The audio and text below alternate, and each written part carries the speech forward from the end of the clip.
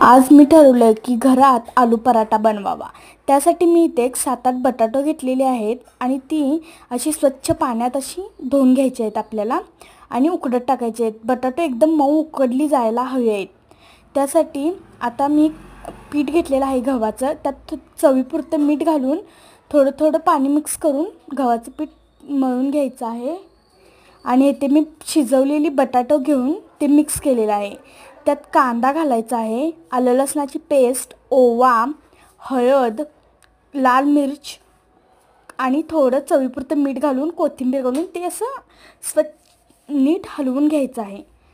आणि हे आपण आता बघा पीठ मऊ मळलं गेलेलं आहे।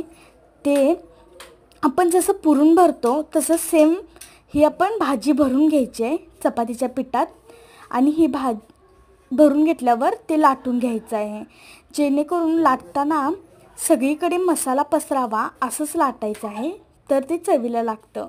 इथे असं गॅस फ्लो मिडियम ठेवून चांगलं भाजून घ्यायचं आहे आणि हे पहा तयार झालेलं आहे।